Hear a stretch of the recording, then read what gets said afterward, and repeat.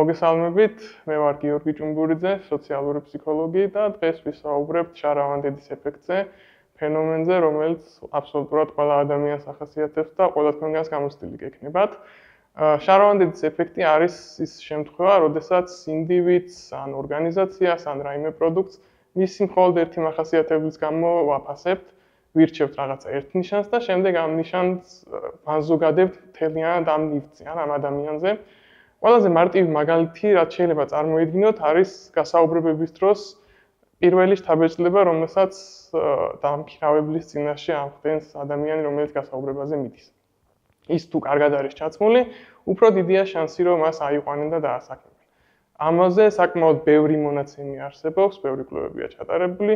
ამავე პრინციპით ხშირად ყოფილა შემთხვევები, რომ გიყიდიათ რაიმე პროდუქცია მხოლოდ იმიტომ, რომ ეს პროდუქცია რომელიმე ორგანიზაციამ გამოუშვა.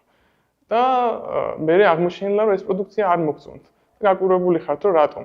მაგრამ თავარი ის არის, რომ თქვენ არ ინტერესდებით იმ ყველა სხვა მახასიათებლითა თუ ნიშნით, რომელიც წესით ამ ნივთს უნდა გქონდეს. თქვენ მხოლოდ იმით კმაყოფილდებით, რომ ეს ორგანიზაცია თქვენთვის ნაცნობია, ეს ორგანიზაცია კარგია. შარავანდედის ეფექტს ზუსტად ამიტომ ვეძახით, რომ ის რაც პირველი ჩანს, ის რაც ადვილად ჩანს, ის რაც შესამჩნევია, ის რასაც ადამიანში ყველაზე მარტივად დაინახავთ. შეიძლება იყოს ეს გარეგნობა, ან ჩაცმულობა, ან არ ვიცი, რაღაც ძვირფასი მანქანა, ავტომატურად იწვევს განცდებს, რომ ეს ადამიანი მაგარი ტიპი იქნება, კარგი ტიპი იქნება. აი, მოდი გაიხსენეთ სიტუაციები, როდესაც შეხვედრი ხართ ვიღაცა ადამიანს, დაგინახავთ და გიფიქრიათ, რომ ეს ძალიან ჭკვიანი ადამიანი იქნება, ეს ძალიან კეთილი ადამიანი იქნება. კიდე რაღაცა სხვა მახასიათებლები, რომლებიც ერთის ნიშნით არ უნდა გამოჩენილიყო წესით, ხო? ანუ საიდან კი, მაგრამ რომ ეს კეთილი ადამიანი იქნება, რატო ვფიქრობ ესე? ხო, იმიტომ რომ რაღაც კარგი კოსტუმი აქვს, იმიტომ რომ გარეგნობით ლამაზია. მაგრამ ასე ვიქცევით ხოლმე, ანუ რაღაც ფსიქოლოგიური ფენომენია, რომელიც სამწუხაროდ თუ საბედნიეროდ, ზოგ სიტუაციაში ჩვენ თუ საბედნიეროდ, ზოგ შემთხვევაში ჩვენ თუ სამწუხაროდ ესეთ რეაქციებს იწვევს.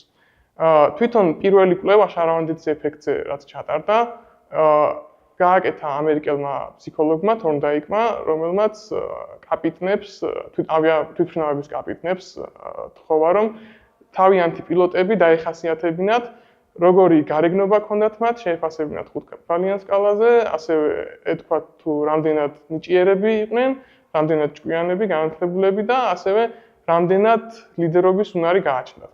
და აღმოაჩინა, რომ ადამიანები, რომლებიც ფასდებოდნენ კარგი გარეგნობით, ყველა სხვა კომპონენტშიც ასევე მაღალ ქულებს იღებდნენ, რაც რეალურად თლად ესე არ უნდა იყოს, ანუ ესე ვერ ხდება ხოლმე წესით.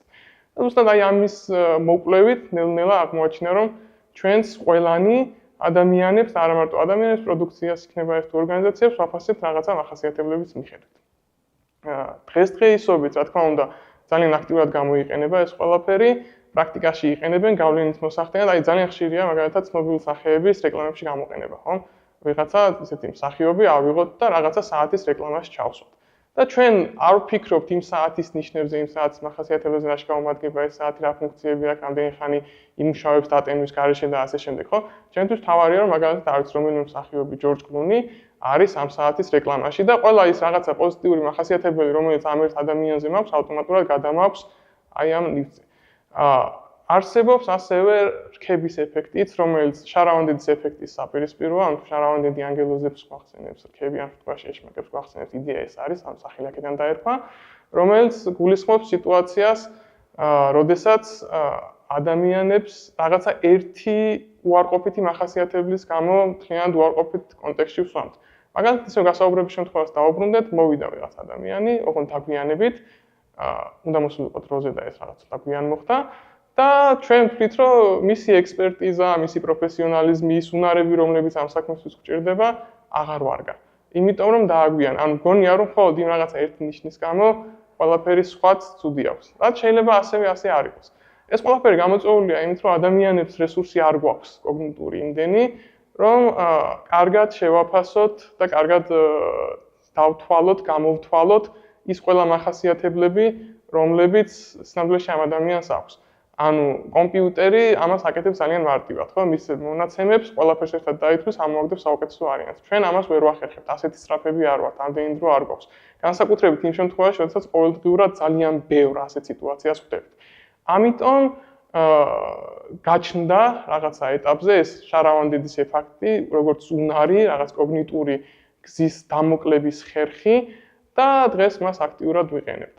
და ასე ვთქვათ, ყველასთან ხვდებით, ყველა ადამიანთან.